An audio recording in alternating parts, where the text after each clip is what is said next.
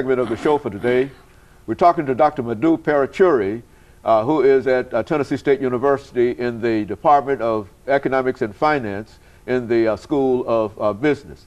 And of course, Dr. MParuchuri2, I think we indicated earlier that what we wanted you to do was to sort of give us some data dealing with the economic situation that we faced as we talk about revisiting this economic policy. Okay.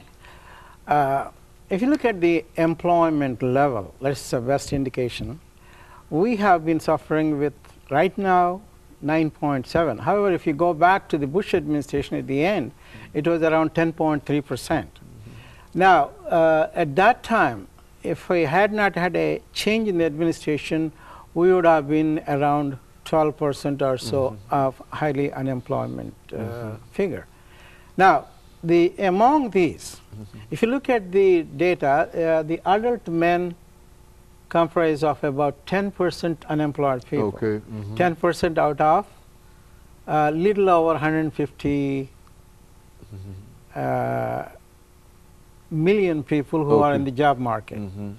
Now, among this, among men, we said it's 10%, but what about women? Women's unemployment rate is only 8%. Okay. However, when you look at the teenager unemployment, it is around 26.1%. Oh.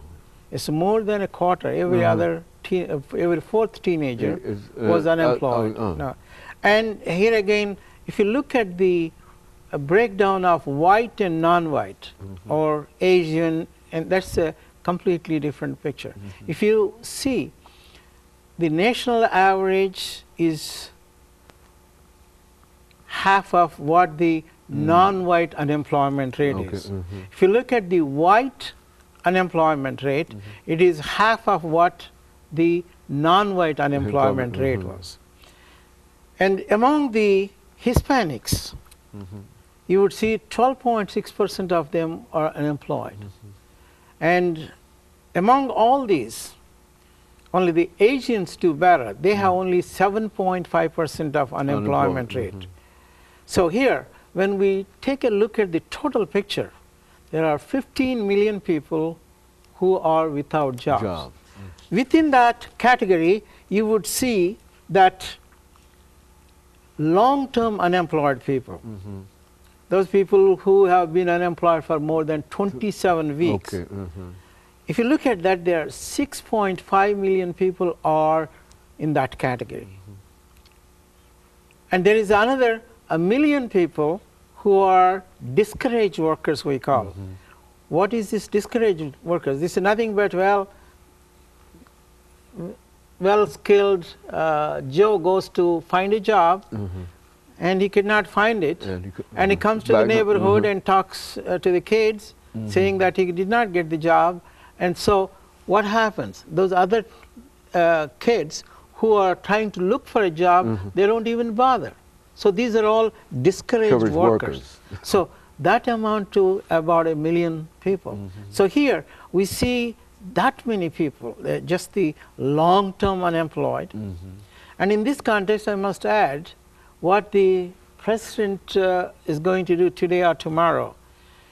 The Congress approved a piece of legislation to make sure that these people are going to be taken care of, especially those people who are unemployed for a longer period of time. There was a lot of opposition. There's a technical opposition or whatever they're trying to do. It's mostly from the Republican Party, where they tried to oppose that extension of the compensation for these unemployed people who have been unemployed for more than 27 years, 27 weeks.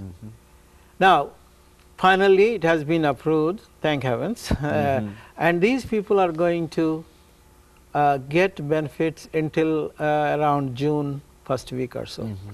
Now, the opposition came out and said, look, it's going to cost around $18 billion roughly. Come up with some solution to pay the pay off these bills. And somehow or other, the Democrats were able to push through against all these opposition. As you know, if you look at the health care bill, for example, Okay. none of the Republican senators or congressmen who supported the bill. Okay, that's everybody saw that. Yeah, everybody saw that, and it's just opposition just for the sake of opposition without any merit.